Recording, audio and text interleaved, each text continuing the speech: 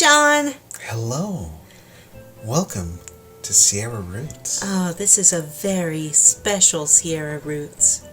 Are we going to be loafing around on this episode of Sierra Roots? It's the epic Sierra Roots loafing around crossover you've all been waiting for. Oh boy. Now, we're going to discuss some of the side stories from the Colonel's Bequest by Roberta Williams as we make this meatloaf. It's one of my absolute favorite Sierra games. Mine too. I played through this many times with my sister. And it's of course part of the Laura Bow series. You might know its sequel, The Dagger of Amon-Ra. I believe we've discussed that on a previous Sierra Roots. We have. It's very good. Mm-hmm. So what do you need when you are making a meatloaf? Well, a meatloaf can be made from a mix of ingredients. Traditionally, the meatloaf was developed as a way to stretch one's limited supply of meat to feed a whole family. So you would mix in with the meat, breadcrumbs, perhaps a little bit of lard, anything you had lying around the house, really. I've made meatloaves before with red pepper, with oats, brown sugar, of course. What do we have today for our meatloaf? Well, today we'll be trying a little something different. I actually, and this might be a little bit controversial, I like to use a little bit of garlic stuffed olives in my meatloaf. I think it gives it that tangy kick people really look for. Oh, well, that's beautiful.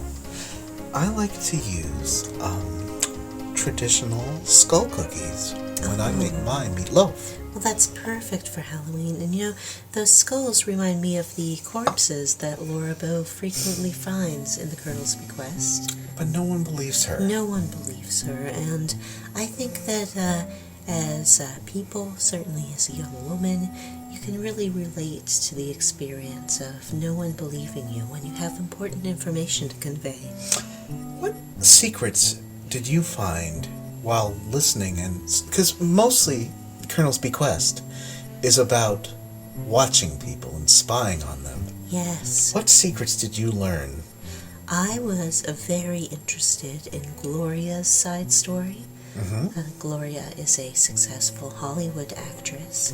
Here's the banana we'll be using for the meatloaf. Perfect. And I also have a beautiful Honeycrisp apple.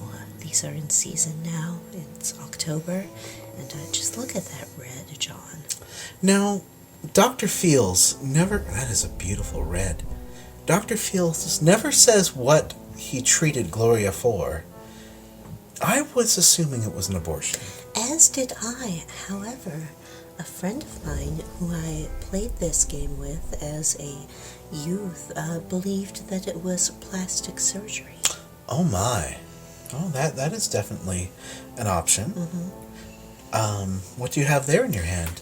This is the half and half. It really gives the meatloaf that creamy texture that you're looking for. Beautiful, beautiful. I like to give a bit, this is a little unusual, I like to give a dash of Builder's English breakfast tea to really get that kind of herbal tea taste. And that's a loose leaf tea, is that correct? That's correct. It is a loose leaf tea. Delicious. Just listen to that. Beautiful. Oh, that's wonderful.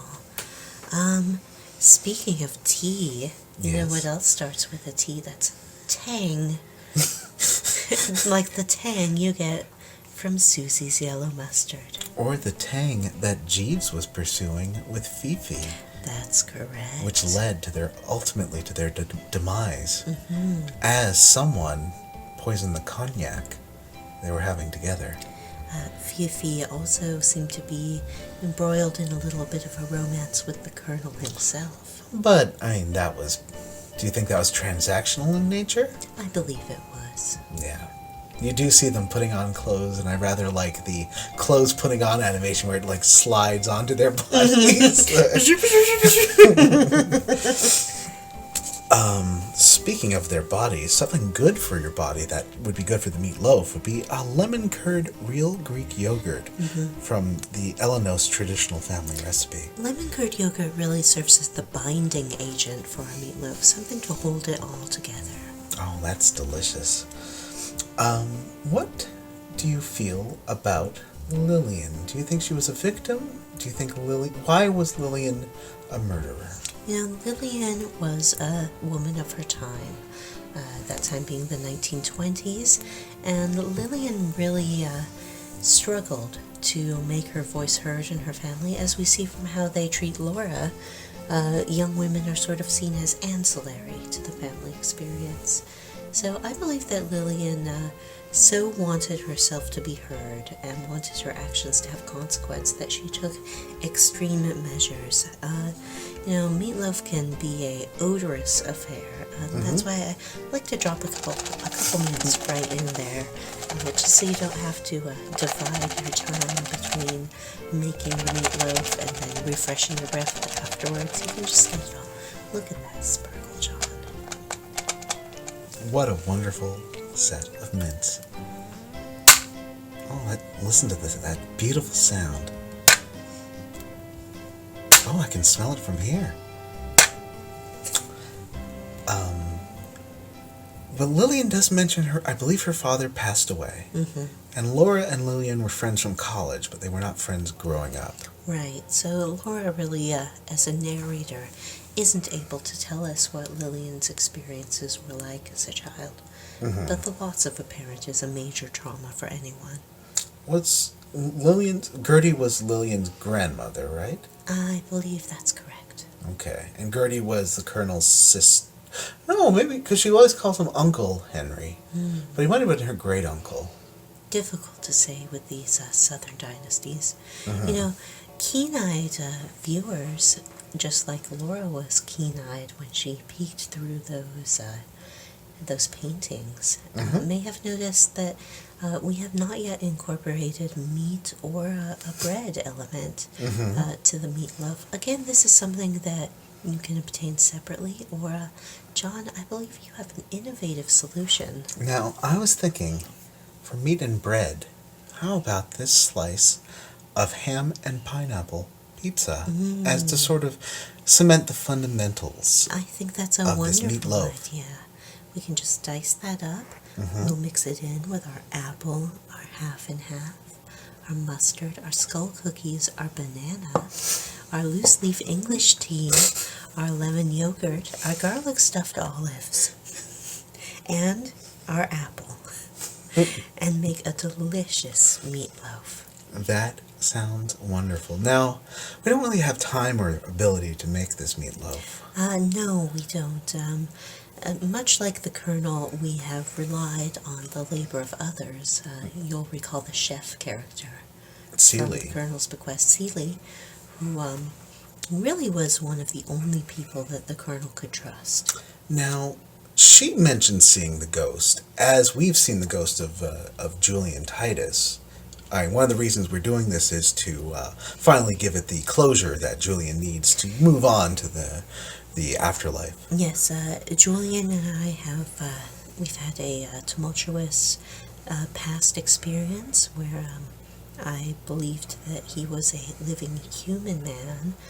It turned out that he was a ghost the whole time, and John, just for me, and I say this without judgment, I do not like to be deceived by a ghost who pretends to be a living man and then is later revealed to be a ghost. It's one of my pet peeves. Right.